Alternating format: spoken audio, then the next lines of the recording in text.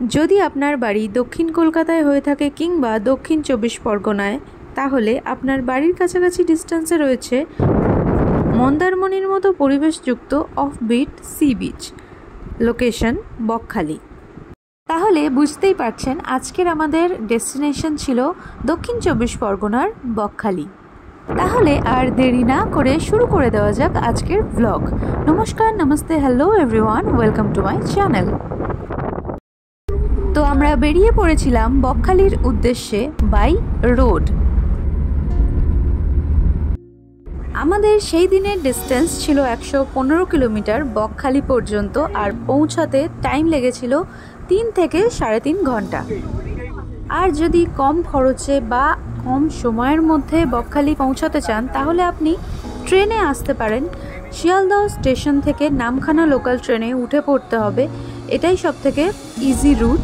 তো নামখানা স্টেশনে নামতে হবে, তারপর সেখান থেকে পাবলিক ট্রান্সপোর্টে করে আপনি পৌঁছে যেতে পারেন বকখালি। এখন আমরা যে ব্রিজের ওপর দিয়ে যাচ্ছি তার নাম হাতানিয়া দোয়ানিয়া ব্রিজ। এই ব্রিজের পাশে যে ফুটব্রিজ আছে সেখান থেকে নিচে নদীর দিকে তাকালে প্রচুর মৎস্যজীবীদের ট্রলার দেখতে পেলাম। এবার আমরা প্রায় বকখালি ঢোকার কাছাকাছি চলে এসেছি। প্রথমেই আমরা যাব ফ্রেজারগঞ্জ। দক্ষিণ 24 পরগনার নামখানা ব্লকের এই ফ্রেজারগঞ্জ নামক গ্রামের নামকরণ হয়েছিল স্যার অ্যান্ড্রু ফ্রেজারের নাম অনুসারে, যিনি ছিলেন এই পশ্চিম বাংলার লেফটেন্যান্ট গভর্নর। তখনকার দিনে সমুদ্র উপকূলবর্তী অঞ্চলগুলিতে জলপথের মাধ্যমে যাতায়াত করা হতো, আর স্যার অ্যান্ড্রু ফ্রেজার যেহেতু ওয়েস্ট বেঙ্গলের গভর্নর জেনারেল ছিলেন, সেই জন্য এলাকা পরিদর্শনে আসতেন, তাই তার নাম অনুসারে এই জায়গার নামকরণ হয়। আর এখানে তার একটি বাংলোও রয়েছে, যেটা এখন ধ্বংসাবশেষে পরিণত হয়েছে। তাহলে আপনি যখনই আসবেন ফ্রেজারগঞ্জে, আপনি অবশ্যই এই বাংলোটা বিচ সাইডে দেখতে পাবেন।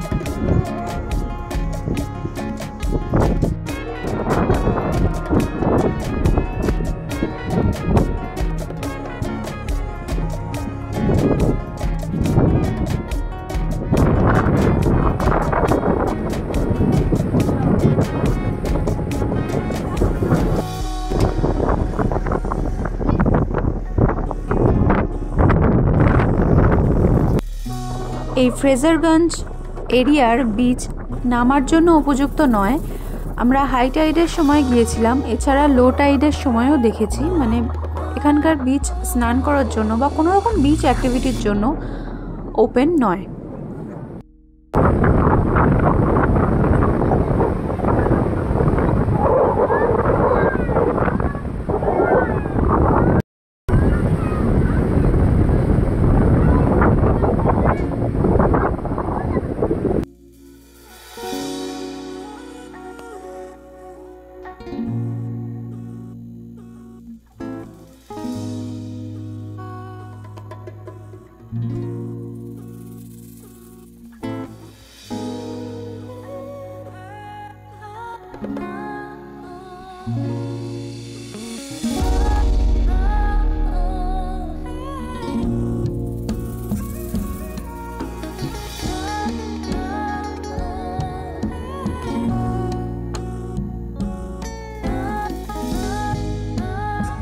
ফ্রেজারগঞ্জে কিছুটা সময় কাটানোর পর আমরা এগিয়ে চললাম একটা নতুন বিচ এরিয়ার দিকে, যার নাম হেনরি আইল্যান্ড। আর এই বিচ এরিয়াটা খুব সুন্দর লেগেছিল আমাদের।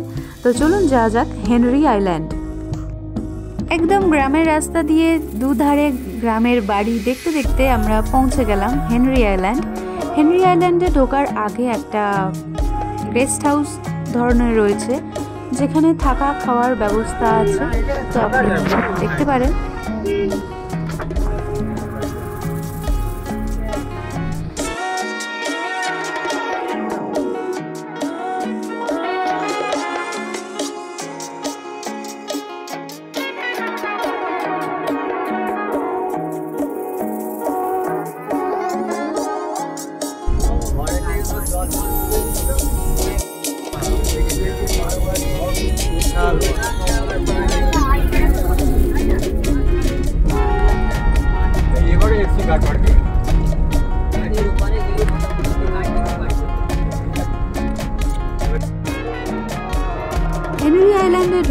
আগে এন্ট্রি ফি রয়েছে, তো 20 টাকার মধ্যেই এন্ট্রি ফি।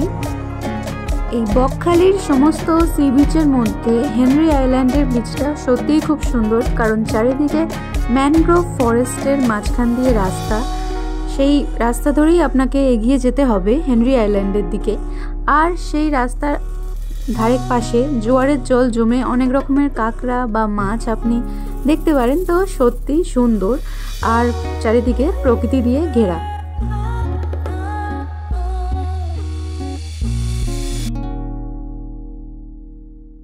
আমরা এখনও হেনরি আইল্যান্ডের বিচের দিকে এগিয়ে যাচ্ছি। কংক্রিটের রাস্তা শেষ হয়ে এবার কাঠের সাঁকো শুরু হচ্ছে। আর এই এলাকায় জোয়ারের জল এসে যেহেতু জমা হয়, সেই জন্য কাঠের সাঁকোর ওপর দিয়ে আপনাকে যেতে হবে। আশেপাশে বিভিন্ন ধরনের ম্যানগ্রোভ গাছ তো রয়েছে, তাছাড়া অনেক প্রজাতির কাঁকড়া এখানে দেখতে পেলাম, ছোট আকৃতির, হলুদ রঙের থেকে শুরু করে লাল রঙের, এছাড়া আরও প্রচুর প্রজাতির কাঁকড়া এখানে দেখলাম। তারপর আমরা আবার এগিয়ে যাচ্ছি, এসে গেছি প্রায় হেনরি আইল্যান্ডের বিচের কাছাকাছি। এই জায়গাটা হেনরি আইল্যান্ডের ঢোকার যে রাস্তাটা, এখানে বিভিন্ন ধরনের ফুল, মানে খুব সুন্দর লাগছিল, ফুল গাছগুলো চারিদিকে হয়েছিল। আর আমরা বিচের দিকে এগিয়ে যাচ্ছিলাম, একটা অন্যরকম ভিউ দেখা যাচ্ছিল। প্রচণ্ড হাওয়া হচ্ছিল, মনে হচ্ছিল যেন ঝড় উঠেছে চারিদিকে। তবে খুব ভালো লাগছিল যখন আমরা হেনরি আইল্যান্ডের বিচে ঢুকলাম।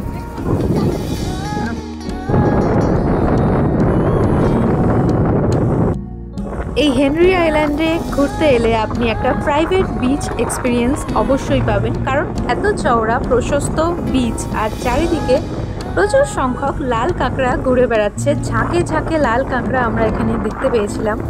আর এখানে অতটা ভিড়ভাড়টা থাকে না, তো আপনি আপনার কোয়ালিটি টাইম ফ্যামিলি নিয়ে আপনি উইকেন্ডে এখানে রিল্যাক্স করতেই পারেন।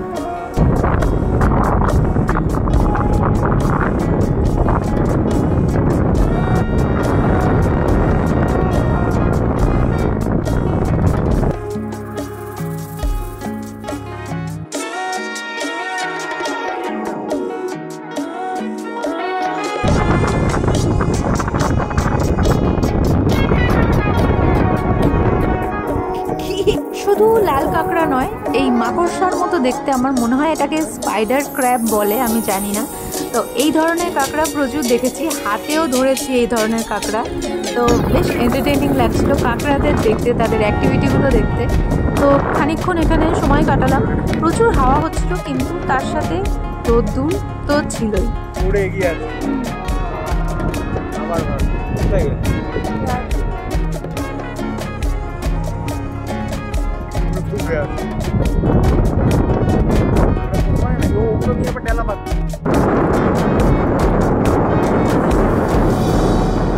বকখালির সমস্ত বিচেই আপনি সাদা বালি দেখতে পাবেন। তো এতটাই ফাইন এই হোয়াইট স্যান্ড যে হাওয়ার সাথে উড়ে যাচ্ছিল, মনে হচ্ছিল যেন মরুভূমিতে রয়েছি, ধুলোর ঝড় উঠেছে।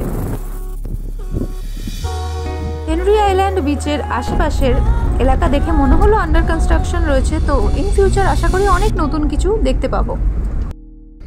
হেনরি আইল্যান্ড থেকে ফিরে এসে আমরা বকখালি মেন বিচের কাছাকাছি এলাকায় অনেক ভালো ভালো রেস্টুরেন্ট রয়েছে, বাঙালি রেস্টুরেন্ট, সেখানে হালকা করে লাঞ্চ সেরে নিলাম।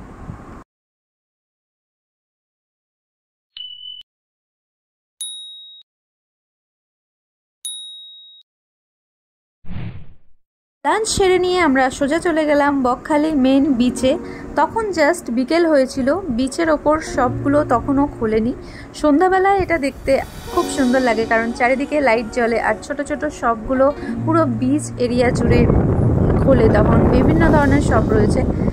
তবে একটা কথা, বকখালি বিচ থেকে সমুদ্র পর্যন্ত পৌঁছতে প্রায় অনেকটা হাঁটতে হয়, কারণ বিচের মাঝখানের একটা জায়গায়, মানে যখন ভাটা পড়ে যায়, সেখানে একটা নদীর মতো জায়গা, মানে একটা নদী বলা যায়, নদী তৈরি হয়েছে। এটা আমি ফার্স্ট টাইম বকখালিতেই দেখলাম। তো এটা আপনাকে পায়ে হেঁটেই পার করতে হবে। ডেপথ খুব একটা নয়, তবে কিছু কিছু জায়গায় হাঁটু পর্যন্ত গভীর জল রয়েছে এখানে, সো সেটা আপনাকে দেখে পার হতে হবে। মাঝখান বরাবর অতটাও ডেপথ নয়। তো এটা আমার খুব ভালো লাগছিল। এই নদী ক্রস করে আমরা সমুদ্রের দিকে এগিয়ে যাচ্ছিলাম। দূর থেকে দেখতে পাচ্ছিলাম যে এইবার আমরা পৌঁছালাম বোধহয় সমুদ্রে। তো মানে হাঁটার জন্য একদমই পারফেক্ট জায়গায়, বকখালি সি বিচ। তো ফাইনালি আমরা হেঁটে পৌঁছালাম সমুদ্রের কাছাকাছি। ঢেউ খুব একটা নয়, কারণ তখন ভাটা পড়ে গিয়েছিল আর অনেকে তখন স্নানও করছিল। সো খুব ভালো লাগছিল, চারিদিকে প্রচুর হাওয়া হচ্ছিল আর বিকেলবেলা একটা অন্যরকম অনুভূতি হচ্ছিল। আর সানসেট দেখব বলে অপেক্ষা করছিলাম।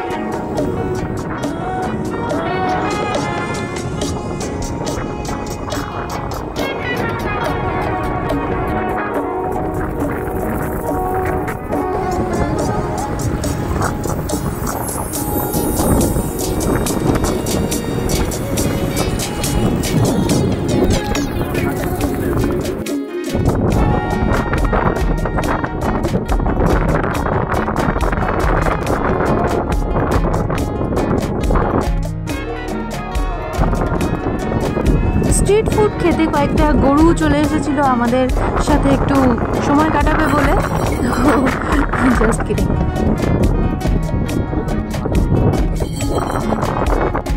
বকখালি সি বিচ বরাবর সোজা এগিয়ে গেলে একটা মায়ের মন্দির রয়েছে, যেটা এখানকার স্থানীয়দের মুখে অনেক শুনেছি যে এখানে এলে অবশ্যই সেই মন্দিরটা দর্শন করবেন। তো আমরা গিয়েছিলাম সেই মন্দিরটা দর্শন করতে।